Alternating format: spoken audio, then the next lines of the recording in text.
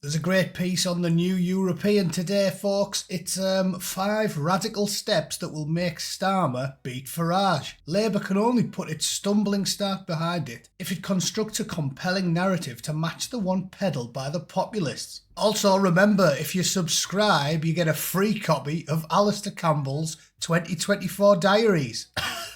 What, you don't want to read Alistair Campbell's diary? Really? What's the matter with you? You don't want to read the memoirs of one of the most immoral, self-serving, warmongering degenerates in human history? You don't want to read his diary? No, I don't, New European. In fact, I think I'd rather read Joseph Fritzl's memoirs.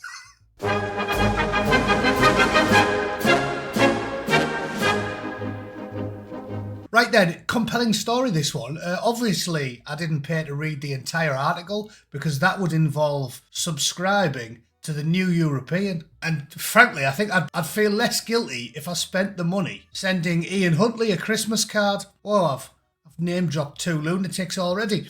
I hope that's acceptable on this platform. But I have got the 5 radical steps that the author of this article has put forward, and I responded to it on X, and I'm going to walk you through it now because first things first, not a single one of the 5 steps, apparently radical steps, addresses the gigantic neon elephant in the room. In fact, no, it's not an elephant in the room. It's a brontosaurus in a lime green kappa shell suit. And it doesn't get addressed at all. So the 5 radical ideas are terrible and won't do anything. And I'm going to give you 2 ideas that would guarantee Reform or any other party that openly advocated for them would win the next election by a landslide. You don't have to be a SPAD or a Cambridge graduate to know this stuff, but apparently it really is rocket science to the collection of gibbering imbeciles that are running things in the UK. Anyway, let's cover them, shall we? And I'll pull them apart mercilessly afterwards. The article was, of course, written by Paul Mason, that font of knowledge. And he said Labour can turn the tide and stop the far right. And obviously by far right, he just means normal right. Because you can accuse Farage of many things, but being far right is definitely not one of them. He's been in politics for 20 years, and he's not once advocated for anything even remotely close to being on the Griffin scale. So he isn't far right. But let's ignore that because everyone is these days. And bear in mind his big point there is he's saying providing relief to working class families. So this is a bloke who thinks he's advocating for the rights of the working classes. All right. Step 1 is to accept that the economic system doesn't work and fuse all government efforts into providing a relief to working class families. So that's not a step. That's just a pointless statement with no plan at all. Step 2 is accept fiscal and monetary regime has become a machine for producing recessions, loosen the 2% inflation target and rewrite the OBR's remit so it is forced to recognise that investment produces growth. Get more investment somehow. All right, yeah, that's a good one. And loosening the inflation target doesn't sound like a good idea because we're being ran by ideologically possessed, childishly idealistic socialists, so that is never going to be a good idea, is it? Unless you want bread to be 40 quid a loaf. Step number 3 is execute the industrial strategy. It's about moving people and capital from low value to high value work. And the government's job is to attack bottlenecks. So educate everyone. Didn't we try that under Blair? Haven't we got more people going to university than ever before? But they're all studying bollocks, so it doesn't matter. So yeah, we're already doing that and it's not working, Paul. Step 4, this is the hilarious one. Step 4 is defend democracy against the far-right onslaught. Force Ofcom to do its job. Implement the Online Safety Act. Use the NSA 2023 against foreign disinformation. Tighten the rules on foreign donations. So essentially all of that. This is definitely my favourite one. The reason there is an onslaught from normal people, I won't call them far right because almost everyone isn't far right. There is a far right, but it's about 2% of the population. Everybody else is just saying, can we lower immigration a little bit? And they've been saying that loudly for at least 20 years. When Blair was still in power, Labour admitted that they'd got it wrong on immigration. See, in my lifetime, immigration has been the single biggest political sticking point, the single biggest demand from the general public for at least 20 years. For 20 years, people have complained that there's been too much of it, and for the same amount of time, the British government has promised to sort it out.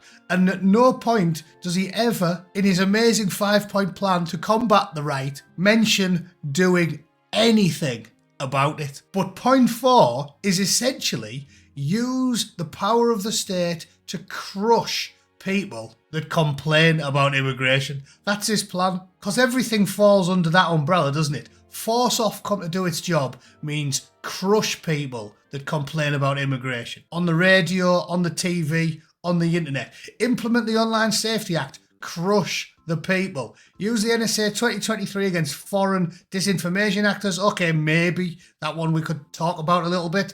Don't want people totally lying.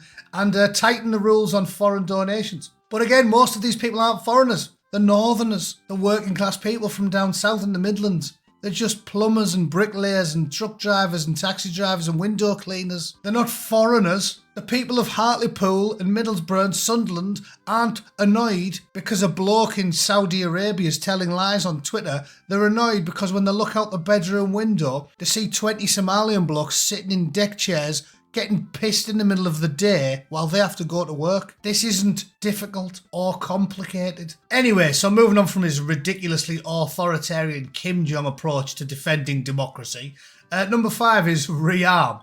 The SDR will likely mandate it. Trump will demand 5% of our GDP on defence. They will both be right. Stop killing ourselves and defend the country properly. I would agree with him other than borrow to make it happen. Brilliant. So we're in more debt than we have ever been in human history. The nation is drowning in it. Trillions in debt, and borrow to make it happen. And obviously, I pointed out not one single point is fix the immigration system, which normal people have complained about for 20 years. So he just wants to crush people that complain about it. Very left wing. And the point I made on that post is he's going to have to borrow another 100 billion because he's going to have to build about 200 prisons. But the prisons ain't for people that are, foreign criminals.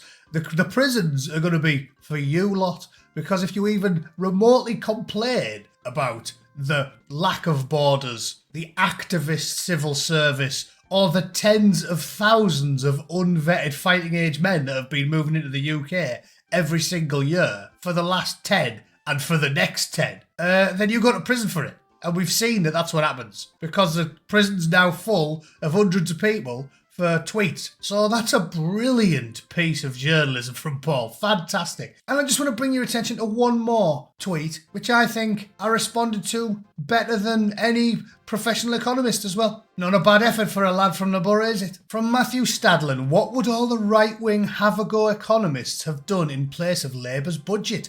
Who would they have taxed? Or would they have let people wither and die on NHS waiting lists? There's my plan. Sack the bottom performing 20% of all public sector employees and have the rest pick up the minuscule amount of slack. The ones that remain are all happy the chances are gone. We save 100 billion a year and there's no drop in services. You are very welcome. Anyone got any problems with that? If you're one of my many viewers that's no doubt a public servant, you will be happier with that plan, because I've worked in the public sector in the UK. My first job when I left the military was driving a truck for the council. Basically, I was a bin man. I was doing recycling. And 1 in 5 of the blokes at the depot was hated by everybody else because they were lazy and useless and they were always chucking sickies, and when they were at work they were dawdlers and nobody wanted to work with them. That plan is perfect. It would work, because if you're one of the 80% that isn't a wanker in the public sector, you're sick and tired